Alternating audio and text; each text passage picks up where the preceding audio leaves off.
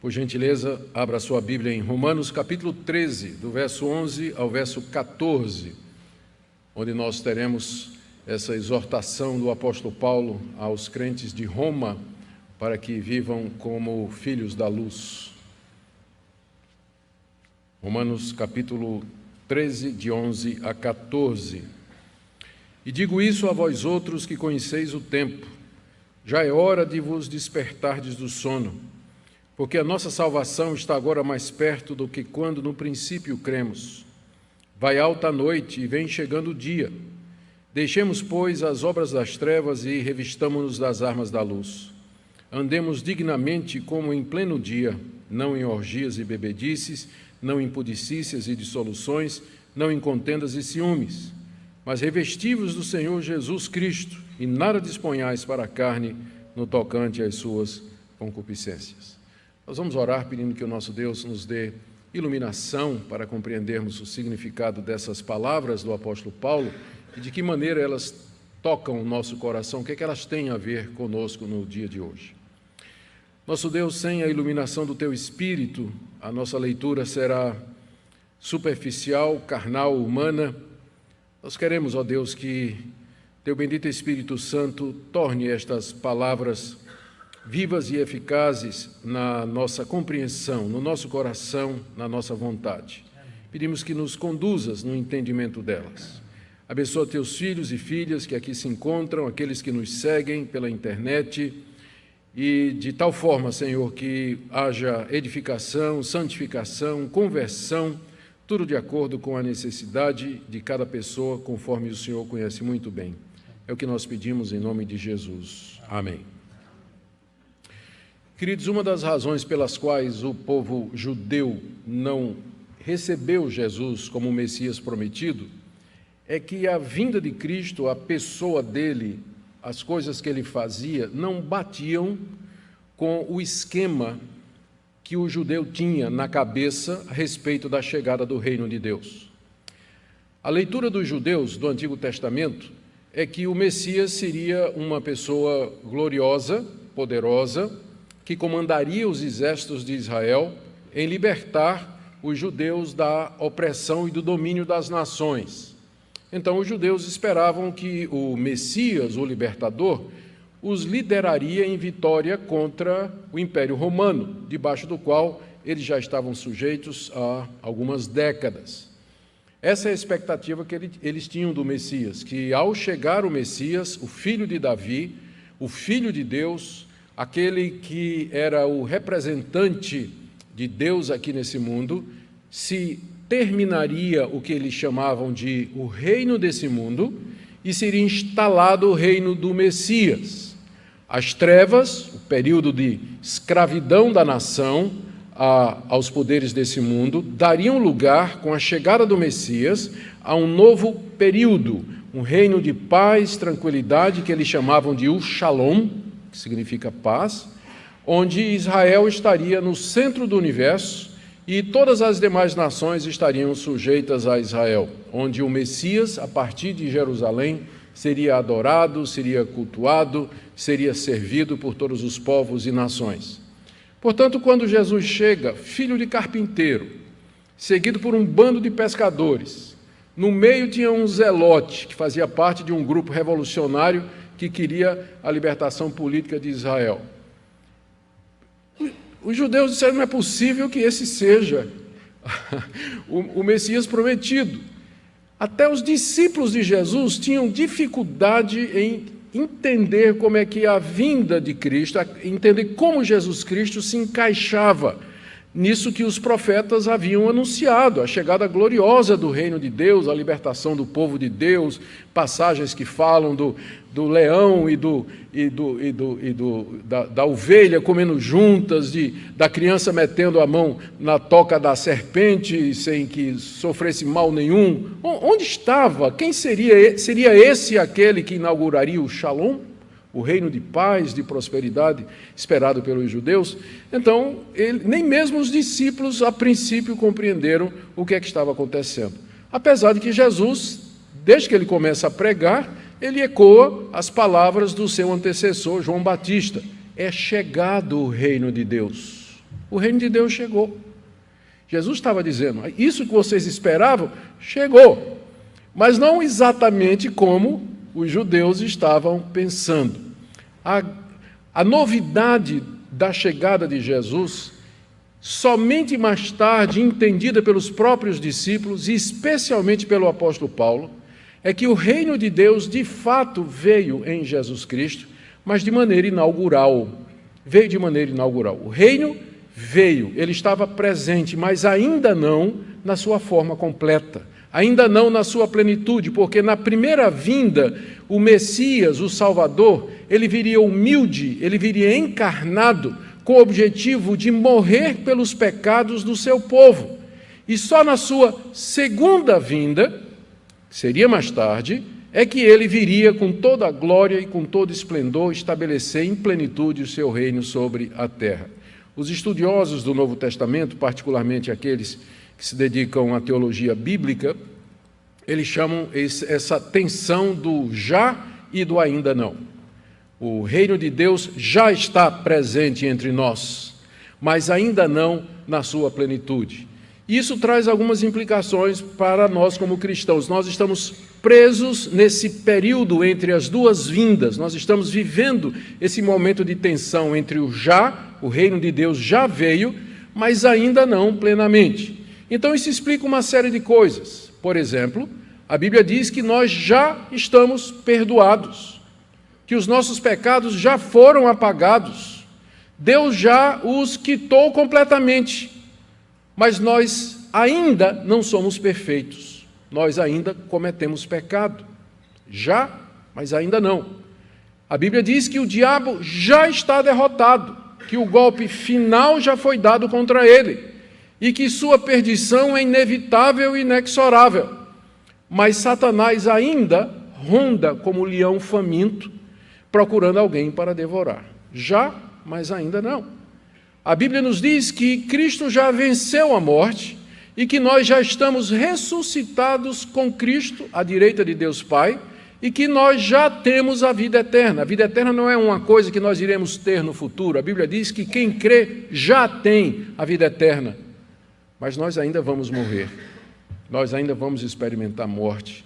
Nós ainda vamos experimentar esses momentos. A Bíblia diz que nós já participamos dos poderes do mundo vindouro.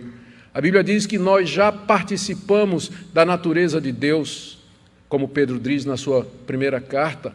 Entretanto, a mesma Bíblia diz que aqui nesse mundo a gente sofre, a gente passa por dificuldades, passa por perseguições. Esse é o resultado de nós vivermos na tensão entre essas duas eras, entre esses dois períodos. O período desse mundo, que a Bíblia chama de trevas, esse século, debaixo do pecado, debaixo do poder de Satanás, e que se caminha para o fim, e a nova era, no sentido evangélico, não esotérico, né? Esse novo período que já raiou. Então, diferente do que os judeus pensavam, de que a vinda do Messias terminaria um período e começaria outro, na verdade, a vinda do Messias fez com que um novo período entrasse no antigo, e que os dois subsistem, eles coexistem. Então, nós somos ao mesmo tempo cidadãos desse mundo e, ao mesmo tempo, cidadãos do reino dos céus. Isso explica o conflito que há em nós, dentro do nosso coração. Nós queremos as coisas de Deus, almejamos servir a Deus de todo o coração, mas ainda nos sentimos presos a esse mundo. As coisas do presente século nos atraem, nos atrapalham e complicam a nossa vida com frequência. Então, quando o crente compreende isso, que ele é cidadão de dois mundos, que ele vive onde a nova realidade se encontra com a antiga, é que ele pode entender uma série de coisas. Ele pode entender por que ele é assim, por que o mundo é assim, e por que Deus às vezes parece não agir, e por que as promessas de Deus parecem não ter um cumprimento tão claro e verdadeiro. É porque nós estamos presos entre o já e o ainda não. As trevas, a noite já vai alta, embora os primeiros raios da madrugada já iluminam as densas trevas desse mundo. Nós vivemos exatamente nesse período entre as duas vindas de Cristo. A primeira, onde ele inaugurou o reino, e a segunda, quando ele então o trará em profundidade. É exatamente esse o ponto do apóstolo Paulo aqui, é essa perspectiva, é o conhecimento desse tempo que embasa a exortação do apóstolo Paulo para que os crentes de Roma se despertem do sono, porque o dia já está chegando, a noite já vai alta, quer dizer, a noite já está quase passando. E a vinda de Cristo, quando o dia vai chegar na sua plenitude, se aproxima. Então nós temos que viver não como pessoas da noite, mas como pessoas que aguardam a chegada do dia, madrugadores, vivendo em pleno dia da maneira como Deus deseja. O alvo de Paulo nessa passagem, então, é despertar os crentes de Roma para a consciência do momento em que nós estamos vivendo, que eles estavam vivendo e nós muito mais, não é? Porque faz 2000 anos que Paulo escreveu essa carta, para que com base nisso nós possamos fazer tudo aquilo que Paulo aqui nos ensina nos capítulos anteriores. Então eu quero ver com vocês, em primeiro lugar, a relação dessa passagem aqui com tudo o que Paulo já disse antes, depois a ordem dele no verso 11, é hora de vocês despertarem do sono, depois os dois motivos que ele dá para isso, final do verso 11 e o verso 12, o primeiro motivo é nossa salvação está mais perto agora do que no começo, e o segundo motivo é que já vai alta a noite e o dia está chegando, e de que maneira nós podemos obedecer isso na prática? Ele faz três contrastes aqui. Primeiro, deixar as obras das trevas e nos vestir das armas da luz, final do verso 12. No verso 13, vamos andar como de dia e não como aquilo que as pessoas fazem de noite. E o terceiro contraste no verso 14, revistam-se do Senhor Jesus e não deem qualquer oportunidade à carne. Então é uma passagem muito rica, é uma passagem que traz um apelo para que nós vivamos alertas, e uma curiosidade foi essa passagem que Deus usou para converter Agostinho. Agostinho, famoso pai da igreja, viveu no século IV. Agostinho era, a princípio, era filho de uma mulher muito piedosa, que orava a Deus por ele, se desviou, não é? A mãe de Agostinho orava por ele, era uma mulher crente, mas Agostinho se desviou dos caminhos de Deus muito cedo, e ele se tornou filósofo, seguiu diversas filosofias da época, procurando a verdade. Finalmente, já com uma certa idade, por volta aí dos 40 anos de idade, não achando resposta para as indagações do seu coração, um dia lá em Milão, na casa de um amigo, no jardim da casa de um amigo, angustiado, sem encontrar respostas, ele diz que ouviu uma voz de criança que dizia em latim, tolle lege, que significa pega e lê.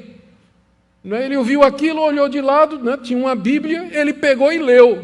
Adivinha o que é que ele leu? Romanos 13, versos 13 e 14. Andemos dignamente em pleno dia, não em orgias como ele vivia, mas revestivos do Senhor Jesus. E foi ali que Agostinho se converteu. Esse texto tem essa história ligada a ele. Agostinho depois se tornou um dos grandes homens de Deus da história da igreja. Ele enfrentou hereges, falsos profetas, publicou livros e escreveu de todos o mais famoso, as Confissões de Agostinho, onde ele mostra as lutas que ele tinha com o pecado, com o seu próprio coração e os desejos sinceros que ele tinha de louvar e de adorar a Deus. Espero que essa passagem tenha também um efeito abençoador na sua vida hoje à noite, como teve na vida de Agostinho. Então, em primeiro lugar, vamos ver a conexão desse texto com tudo que nós estamos vendo até agora, já que nós estamos fazendo uma exposição em série na Carta aos Romanos. A conexão é a palavra isto, no verso 11. E digo isto a vós outros que conheceis o tempo. O isto aqui é tudo que Paulo falou antes. Desde o capítulo 12, ele vem trazendo orientações práticas para os cristãos em Roma. E vocês lembram do que é que ele diz? Ele fala no capítulo 12 que nós temos que apresentar os nossos corpos a Deus como sacrifício vivo, santo e agradável. Nós temos que renovar a nossa mente e não nos conformar com esse mundo. Ele diz que nós não podemos pensar de nós mesmos além do que convém, que nós temos que usar os nossos dons espirituais de acordo com a medida da fé que Deus nos deu. Depois, no capítulo 12, a partir do 9, ele começa a falar a respeito da necessidade de nós amarmos o próximo, amarmos o nosso inimigo e, acima de tudo, amarmos a Deus. Ele vai até o verso 21 do capítulo 12. No capítulo 13, ele falou do dever de nós obedecermos à autoridade, o que leva ele a dizer no final do verso 7 e entrando no verso 8, que nós não temos que ficar devendo nada a ninguém. Ele está pensando nos tributos, que nós temos que pagar à autoridade, à exceção do amor, que é uma dívida perene e constante, e que foi a última mensagem que nós pregamos aqui. E isso, tudo isso que ele falou, Paulo diz: eu estou dizendo a vocês que conhecem o tempo. Ou seja, estas orientações, essas exortações, eu não estou dando ao mundo ou a pessoas que são ignorantes da verdade de Deus, mas a vocês que conhecem o tempo. Os crentes de Roma haviam sido doutrinados, haviam sido ensinados pela palavra de Deus e tinham acabado de ler 11 capítulos de teologia pura, que são os primeiros 11 capítulos da carta que Paulo escreve aos Romanos. Portanto, eles estavam perfeitamente conscientes. Eles eram pessoas que conheciam o tempo. O tempo aqui não é assim, eu sei qual é o tempo. Hoje é o dia 28 de outubro de 2018, um dia muito importante na vida do Brasil, por conta das eleições presidenciais. Não é esse tipo de tempo, não é esse tipo de coisa que Paulo está dizendo. O tempo aqui é um momento na história em que eles estavam vivendo do ponto de vista de Deus. Eles estavam conscientes de que eles estavam vivendo a última hora da história desse mundo. Eles estavam conscientes de que estavam vivendo o tempo dos gentios, em que Deus estava reunindo um povo de entre as nações para si.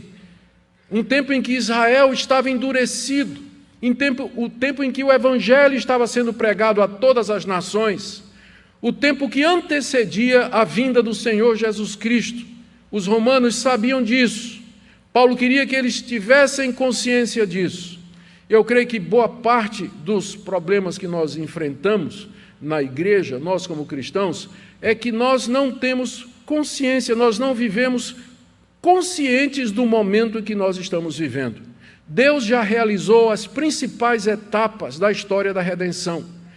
Ele já elegeu e predestinou na eternidade, ele criou o mundo, a queda do homem já aconteceu, o seu Filho Jesus Cristo já veio ao mundo para realizar a redenção, a chamada da igreja está a pleno caminho, caminhando plenamente. A próxima etapa é a vinda do Senhor Jesus Cristo e o dia do juízo. Então nós precisamos estar conscientes de que época nós estamos vivendo. Estamos vivendo exatamente nesse tempo. Com base nisso, o apóstolo Paulo diz no verso 11, já é hora de vocês despertarem do sono. Ele provavelmente estava repreendendo a igreja de Roma pela letargia espiritual ou pela indiferença para com as coisas de Deus. É muito comum o crente se envolver com o dia a dia nas suas obrigações, que são justas. Ele tem que trabalhar, tem que levar os filhos para a escola, ele tem que pagar as contas, ele tem outras atividades que são lícitas e que são verdadeiras. Porém, o que acontece com frequência é que ele se deixa envolver por estas coisas e ele deixa de lembrar e de viver à luz dessa consciência do tempo em que ele está vivendo, que são os últimos tempos, a última hora, a última badalada do relógio da história desse mundo. Então Paulo diz, vocês conhecem o tempo, então está na hora de vocês acordarem do sono, de vocês deixarem de serem indiferentes para com as coisas de Deus.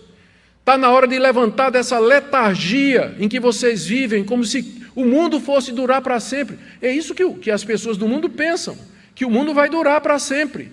Compram terras, compram propriedades, querem deixar o seu registro na história, geram filhos e querem netos, como se o mundo fosse durar para sempre. Essa é a mentalidade do mundo. Mas o cristão sabe que o mundo se caminha para um fim e que esse fim está próximo.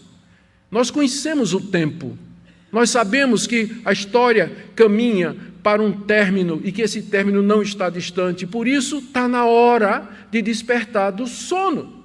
Está na hora de viver à luz dessa realidade espiritual que a Bíblia nos fala com tanta clareza.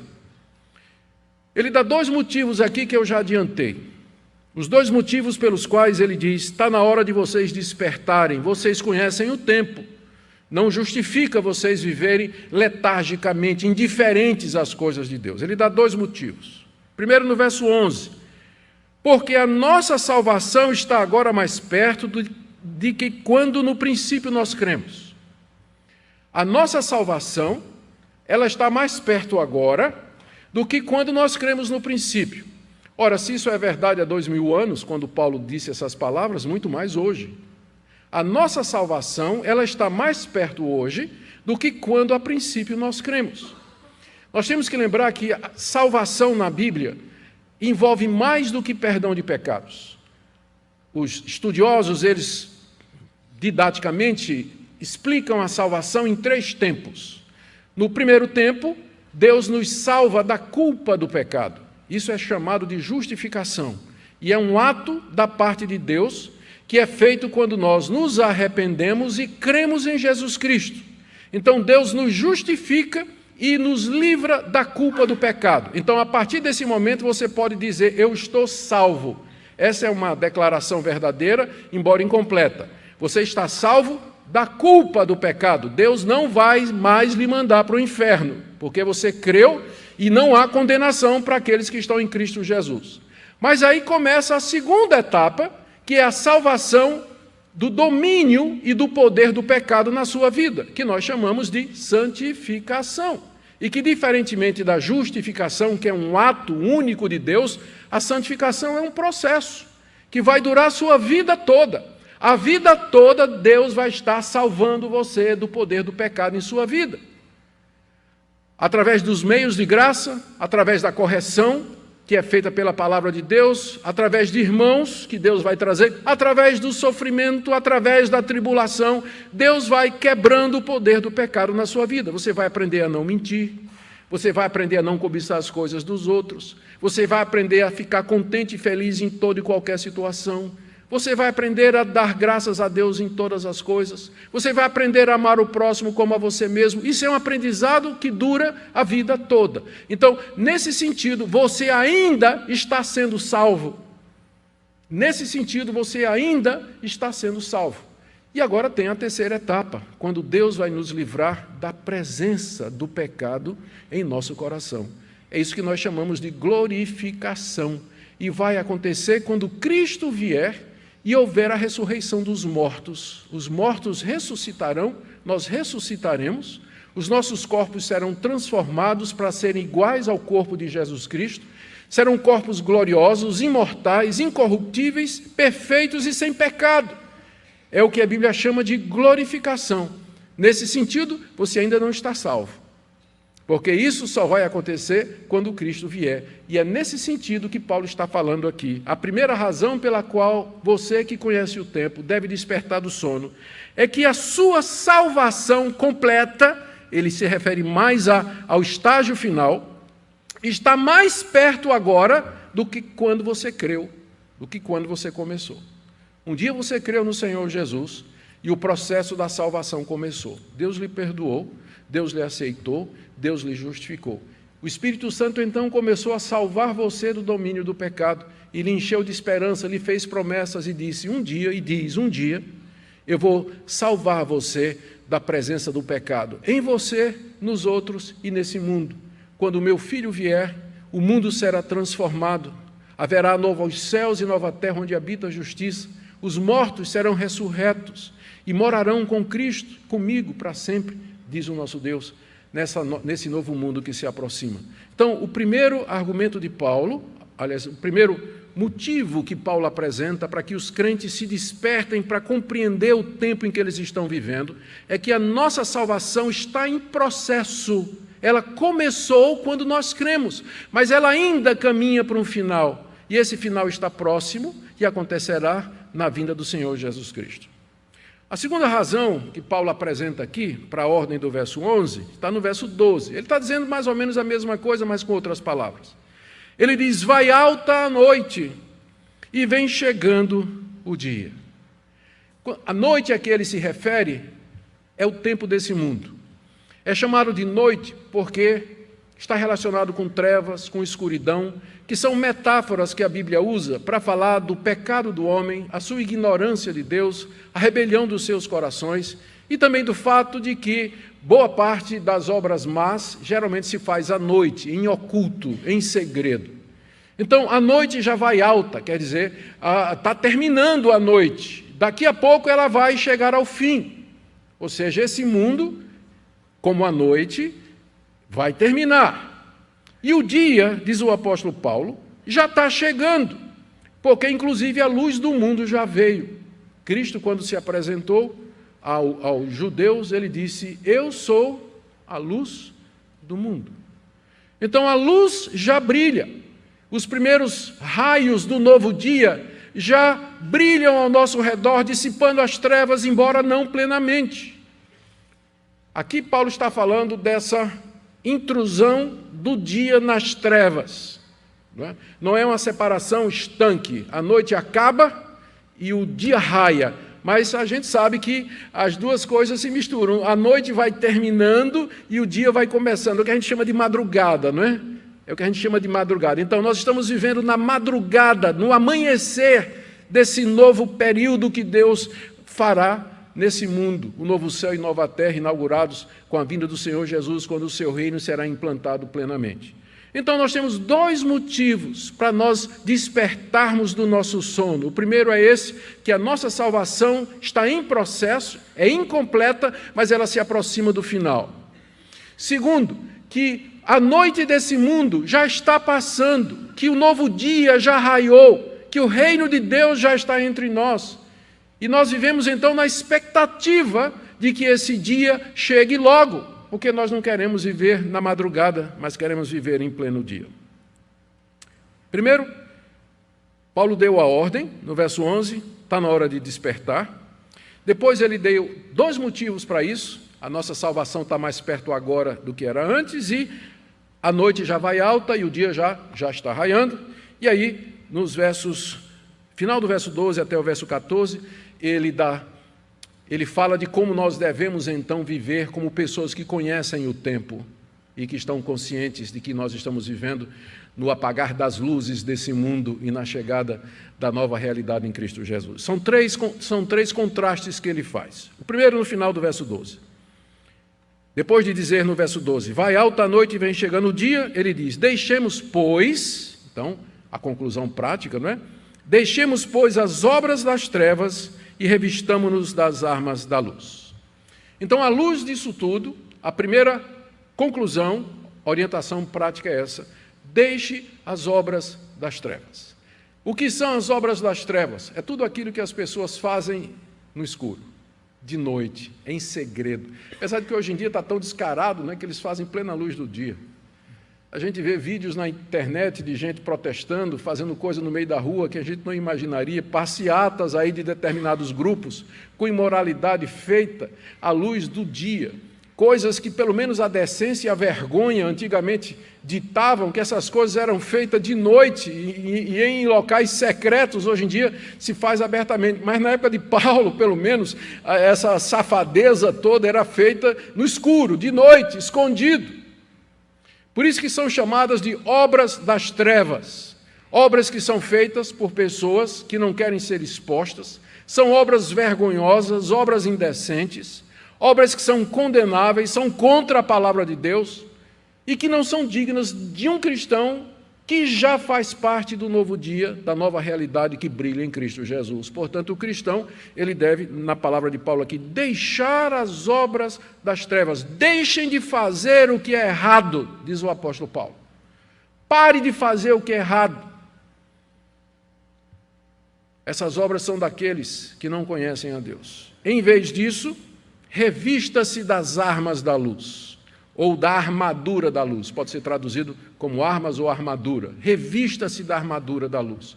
Em contraste a viver na prática de atos, de ter comportamento que é característico do mundo que não conhece a Deus, o cristão deve se revestir da armadura da luz, ou das armas da luz.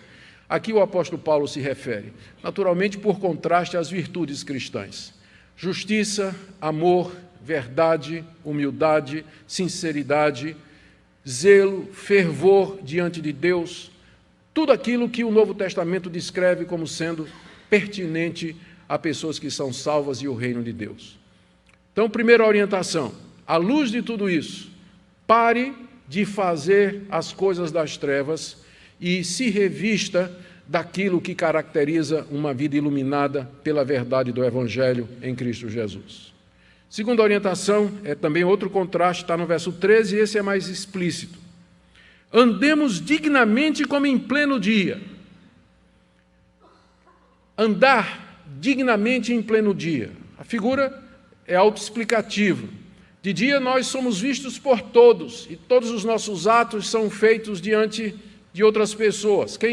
De dia nós não temos como esconder nada, porque está diante de todo mundo, a luz ilumina tudo. Então, nós devemos viver como pessoas que andam de dia, de maneira digna, de maneira própria, de maneira conveniente. Em contraste, Paulo diz, não ande em orgias, bebedices, impudicícias, dissoluções, contendas e ciúmes. Aqui é a primeira vez que Paulo dá nome ao que ele chama de obras das trevas, ou andar de maneira indigna, ou andar de noite. E os primeiros que ele nomeia aqui, orgias, bebedice, orgia é farra, né? Inclusive, na época de Paulo, as famosas orgias romanas incluíam, é claro, era sexo e bebida. Então, não em farra, não em embriaguez, não em imoralidade sexual e dissolução, que seria depravação. Essas coisas caracterizavam o mundo greco-romano, onde estava a igreja de Roma, a quem Paulo escreve. Os relatos que nós temos da degradação da sociedade romana são muitos. Há, inclusive, historiadores que dizem que o que derrubou o Império Romano não foram os bárbaros que vieram no século IV, mas foi exatamente a falta de bons costumes, a corrupção, a imoralidade que comeu o Império Romano de dentro para fora, que Paulo descreve aqui como sendo orgias, embriaguez, imoralidade sexual, dissolução, vida dissoluta. Tudo isso era característico da sociedade em que Paulo vivia, em que os romanos viviam e a quem o apóstolo Paulo está escrevendo. Então ele diz, vocês têm que andar como as pessoas que andam de dia, não praticando esse tipo de coisas, porque essas coisas são da noite, são das trevas, são desse mundo, e o novo dia já raiou, o novo dia já chegou. E ele, no final, ele coloca, não em contendas e ciúmes, que são coisas que podem acontecer até dentro da igreja, não é? Mas contendas e ciúmes também fazem parte das obras das trevas, fazem parte da vida desse mundo que não conhece a Deus. Isso também tem que ser deixado de fora. Terceira orientação e terceiro contraste no verso 14. Mas, em vez de vocês andarem desta forma, revesti-vos do Senhor Jesus Cristo. Revestir-se de Cristo significa tomar sobre si o poder do Cristo ressurreto. É você depender dele. É você revestir-se da graça, do poder e das virtudes e dos benefícios que Cristo conquistou para nós na cruz do Calvário. Na cruz do Calvário, ele conquistou para nós o perdão de pecados. Quando ele ressuscita dos mortos, ele vence o mundo, ele vence o diabo. A nossa força está no Senhor Jesus, não em nós mesmos. Por isso, Paulo diz que o antídoto para uma vida de orgia, de dissolução e de imoralidade sexual é você revestir-se de Cristo, dele e da força do seu poder. Porque somente unidos a Jesus pela fé é que nós poderemos viver como cidadãos do dia. Em contraste, nada disponhais para a carne, final do verso 14, no tocante às suas concupiscências. Concupiscência significa desejos. E geralmente no Novo Testamento é uma conotação negativa. Concupiscências são desejos que não podem ser satisfeitos de maneira lícita. São paixões, são vontades que brotam da nossa carne, carne aqui se referindo à nossa natureza pecaminosa. E apesar de já termos sido salvos, como eu disse no início, o crente ainda tem concupiscências, ele tem desejos, ele tem paixões, ele arde de vontade de fazer uma série de coisas. Paulo diz que em vez de você dispor qualquer espaço para que a carne seja satisfeita, você deve se revestir do Senhor Jesus Cristo. Não disponha para a carne nada. Ou seja, não fique planejando de que maneira você vai satisfazer os seus desejos. Não dê oportunidade para que as paixões carnais dominem sua vida. Mas já de saída você elimina tudo. Você já fecha a porta para isso. E é aqui que nós precisamos aprender como cristãos, não somente a dizer não para o pecado, mas a evitar todas as situações ou ocasiões em que o pecado pode se tornar presente em nossa vida. Não disponha de nada, não dê chance, não dê lugar à carne na sua vida, mas se revista do Senhor Jesus. Eu quero concluir com algumas lições que nós podemos tirar daqui. A primeira delas é que nós, de fato, vivemos no limiar de um novo tempo. A vinda do Senhor Jesus está próxima, e com ela o fim desse mundo, como nós o conhecemos, e com ela o início do novo céu e da nova terra, onde habita a justiça, onde nós finalmente seremos livres do pecado em todos os sentidos. Mas até lá, nós estamos vivendo nessa tensão do já e do ainda não, onde a Bíblia demanda o tempo todo que nós sejamos como pessoas esclarecidas, conhecendo o tempo, vivendo em santidade, deixando as obras das trevas e vivendo de maneira digna de Deus. Segunda coisa que nós podemos aprender aqui, que a salvação de fato é um processo. E ele não terminou ainda. Ele começou quando você creu. E você foi salvo da culpa do pecado, mas ainda não foi salvo da mentira, não é verdade? Ainda não foi salvo da imoralidade e da impureza e da maneira como você trata as pessoas, da raiva e da mágoa, não é verdade? Então Deus ainda não acabou com você. Ele ainda está salvando você.